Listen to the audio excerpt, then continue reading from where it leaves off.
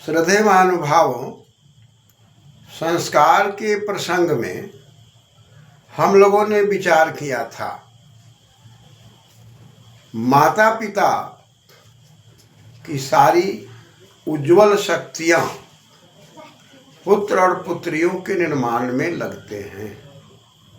परिणाम बालक और बालिकाओं के शरीर का विकास होता है, बुद्धि का विकास होता है और उसका जीवन दीर्घायु बनता है, जिसके लिए मंत्र का पाठ किया गया था। त्रायुषम जमदग्ने कश्यपस्य त्रायुषम यद्देवेषु त्रायुषम तन्नो अस्तु त्रायुषम। त्रिआयु यानी कि त्रिगुणी आयु की कामना माता पिता करते हैं। किसके माध्यम से? तो हवन के माध्यम से। जब हम विधिवत यज्ञ करते हैं और विधिवत जब यज्ञ करके हम हवि देते हैं और उस हवि को ग्रहण करके वायुमंडल के अंदर, जलमंडल के अंदर, सूर्यमंडल के अंदर सब जगह वातावरण शुद्ध और पवित्र दिखाई पड़ते हैं, वैसी परिस्थिति में बालक और बालिकाओं का विकास उज्ज्वलता की ओर है। ठीक उसी प्रकार कश्यप यानी कि सोम के रक्षण में बालक और बालिकाओं के विकास होते हैं। देवता की शक्ति धारण करनी पड़ती है। दीपनाद व दानाद व द्योतनाद व देवा, जो अपने जीवन को विकसित करते हैं, प्रकाशित करते हैं। ऐसे विद्वानों की संगति में रह करके विद्वांसु वही देवा, विद्वान को देवता कहा गया। विद्वानों की संगति में भी बच्चे यदि रहते हैं तो अभी उनका विकास होता है। तन्नः अस्तु, तत्नः, न माने हमारे, तत् माने वह। यह जो हमारा शरीर है, हमारे जीवन का विकास है, वो सब दुगनी तिगुनी चौगुनी बढ़ सकती है। आवश्यकता है चरित्र की रक्षा हो, आवश्यकता है वातावरण बढ़िया बनाया जाए, आवश्यकता है माता पिता सुयोग्य हों, आवश्यकता है अच्छे विद्वानों की संगति में रहें। ये सब तब संभव होता है जब बालक और बालिकाओं के अंग और प्रत्यंग का पूरा ध्यान रखना पड़ता है। आदेश है अंगात अंगात संभवसी हृदयात अधिजायसे वेदो वै पुत्र नामासी जीव शरदा शतम। स्पष्ट कहा जा रहा है कि अंगात अंगात संभवसी। अंग पर यदि विचार करते हैं, पद और लक्षण यानी कि अंगों में गति पैदा करना और लक्ष्य की ओर जाने की बात रखना, ये बड़ा ही महत्वपूर्ण चीज है।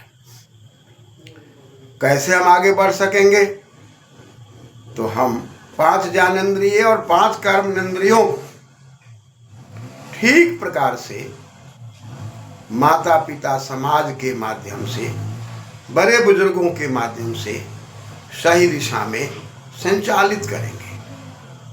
अतः हृदय का उद्गार है यहाँ पर कि अंगात अंगात संभवसी। तुम अंग अंग के विचार हो। अंग में जो गति है, अंग में जो लक्षण है, लक्ष्य प्राप्ति करने की जो शक्ति है, उन शक्तियों के विकास का फल तुम बालक और बालिकाएं हो। हृदयात अधिजायसे, कहा कि भाई तुम अपने जीवन के दुर्गुणों का हरण करते हो और तब तुम्हारी उन्नति होती है। हरति, हरण करते हो, ददाति, और तुम आदान प्रदान करते हो, याति, और गतिशील होते हो। हरिहरण धातु है। हरिहरण धातु से हृदय शब्द निरूपित है। उसके अंदर कयन प्रत्यय है, दुकागम है।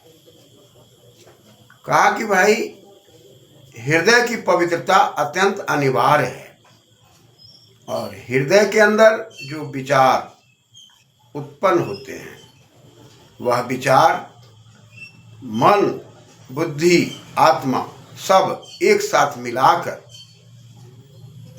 जो पूरा का पूरा जीवन का भाव आनंदमय होता है, सुखमय होता है, शांतिमय होता है, कल्याणमय होता है, परोपकारमय होता है, वहां से अच्छी संतति का निर्माण शुरू होता है।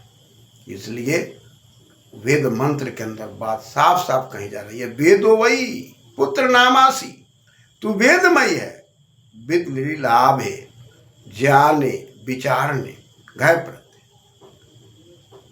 तुम लाभ की ओर बढ़ना चाहते हो, विचार की ओर बढ़ना चाहते हो, ज्ञान की ओर बढ़ना चाहते हो, तब तू वेदमय है। और परमपिता परमात्मा की शक्ति से, अग्निवायु आदित्य अंगिरा की शक्ति से वेद की परंपरा हम लोग देख रहे हैं।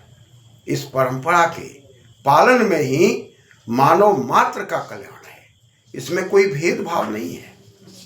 कहा कि तुम्हारा नाम पुत्र है, कब? जब तू वेदमय जीवन जीता है। पुंग पवने धातु है, अत्र प्रत्यय पुनाति, पवित्रम करोति वही पुत्र, जो पवित्र कर दे अच्छे संस्कारों से, माता पिता को उज्जवल कर दे, यश कीर्ति को बढ़ा दे, वह पुत्र है। जीव शरद शतम।